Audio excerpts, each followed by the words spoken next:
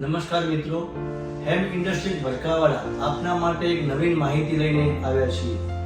આજે લોકોને લાગે છે કે જે લાલ ઈંટ જે પોતાના મકાનમાં વાપરે છે એના કરતાં ફ્લાય એશ ઈંટ આપણને મોંઘી લાગે છે અને એના કારણે જે કડિયા કોન્ટ્રાક્ટરો અને લોકો વાપરવામાં એનાથી અણગમો કરે છે।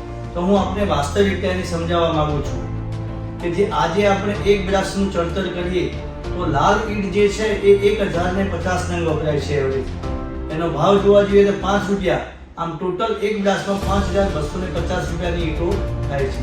હવે એની અવેજીમાં સામે જો ફ્લાય એશ બ્રિક્સ જો જોવા જઈએ તો એ એક બ્લાસ્ટની અંદર માત્ર 850 નંગ વપરાય છે અને એનો ભાવ જોવા જઈએ તો 5 રૂપિયા અને 30 પૈસા છે, એટલે કે 4505 રૂપિયામાં આપણને એક બ્લાસ્ટમાં ચણતર થાય છે। હવે એક બ્લાસ્ટ ચણતરની અંદર લાલ ઈંટની અવેજીમાં ફ્લાય એશ બ્રિક્સ તમે જો વાપરો તો 745 રૂપિયા આપણી બચત થાય છે। હવે ચણતર અને એ સાથે સાથે બીજા ફાયદા જોવા જઈએ તો ચણતર અને પ્લાસ્ટરમાં પણ માલ ઓછો ચડે છે, ફિનિશિંગ બહુ સારું બેસે છે। આ ઈંટો પર્યાવરણને બિલકુલ પણ નુકસાન કરતી નથી અને ફ્લાય એશની જે ઈંટો છે એ ઈંટોમાં આપણે જ્યારે ફેક્ટરીથી પોતાના બગા માટે મંગાવીએ તો એમાં રોડાનું પ્રમાણ બિલકુલ નહિવત જેવું છે।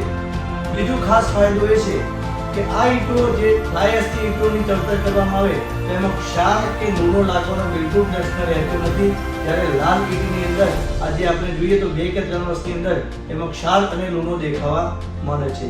આ રીતે બીજો ફાયદો જોવા જઈએ તો લાલ ઈંટમાં જે આપણે દિવાલ, મકાનની દિવાલ કે કોઈ બાંધકામ કર્યું હોય એની અંદર જો કલર લગાવવામાં આવે તો એ કલરના પોપડા ઉખડે છે। ફ્લાય એશની ઈંટોની અંદર આ પોપડા ઉખડવાનો પ્રશ્ન રહેતો નથી। આ જ રીતે આમ જોવા જઈએ તો એનું જે ફિનિશિંગ છે, પ્લાસ્ટર પણ ખૂબ પ્લાસ્ટરની અંદર અને ચણતરની અંદર માલ ઓછો કરવાના કારણે એ પણ આપણી બીજી આર્થિક બચત તો થાય છે અને એ જ રીતે ફ્લાય એશ ઈંટો જે છે એ પર્યાવરણને બિલકુલ નુકસાન કરતી નથી।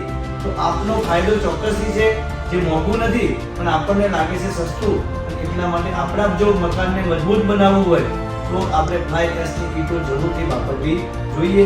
ફ્લાય એશની ઈંટો વાપરવાથી આપણું ઘર મજબૂત થાય અને લાંબો સમય ચાલે અને એ જ માટે આપને આ પોતાના નવીન મકાનો બનાવતા હોય તો આ ઈંટોનો ઉપયોગ કરો એ હું આપને ભલામણ કરું છું।